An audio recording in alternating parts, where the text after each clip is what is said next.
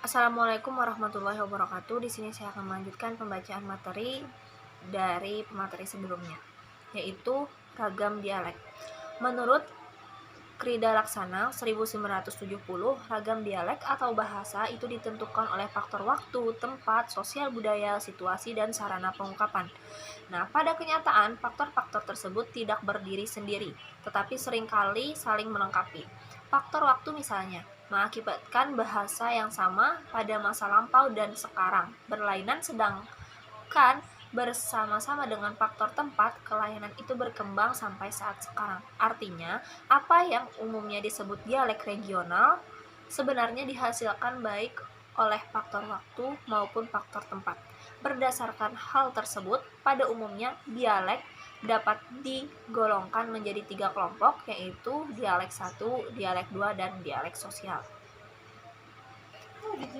Yang pertama, dialek 1. Dialek 1 adalah dialek yang berbeda-beda karena keadaan alam sekitar tempat dialek tersebut dipergunakan sepanjang perkembangannya.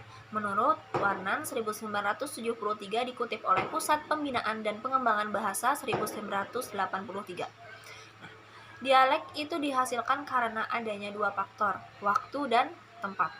Sebagai contoh dapat dikemukakan bahwa bahasa Melayu yang dipergunakan di daerah Manado misalnya ialah bahasa Melayu yang menurut sejarahnya dipergunakan di daerah Manado tersebut dan berdasarkan tempatnya hanya dipergunakan di daerah itu saja, yaitu daerah Manado.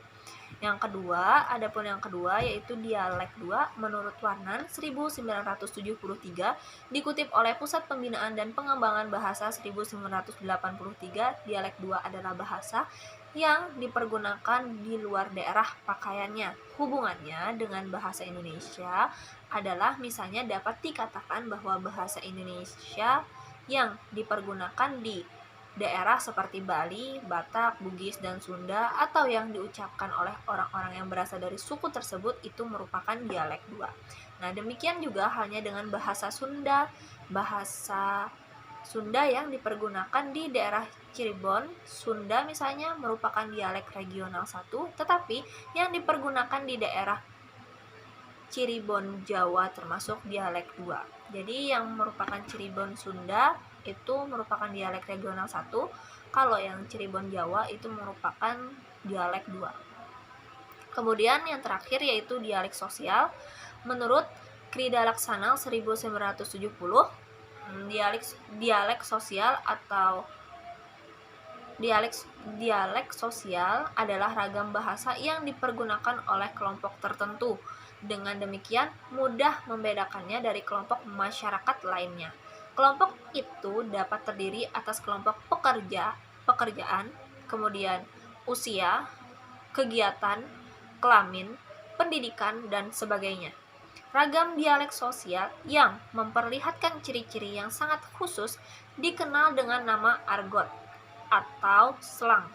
Sampai pada akhir abad ke-19, argot masih diartikan sebagai bahasa khusus kaum petualang, pencuri, dan pengemis. Bahasa tersebut hanya dipergunakan untuk dan oleh mereka saja. Seiring dengan meluasnya pameo-pameo khusus, argot menjadi lebih atau kurang teknis, lebih atau kurang kaya, atau kurang indah, dan dipergunakan oleh mereka yang berasal dari kelompok profesi yang sama. Menurut Guairot 1973, dikutip oleh Pusat Pembinaan dan Pengembangan Bahasa 1982. Mungkin sekian yang dapat saya sampaikan. Salah dan hilaf mohon dimaafkan. Wassalamualaikum warahmatullahi wabarakatuh.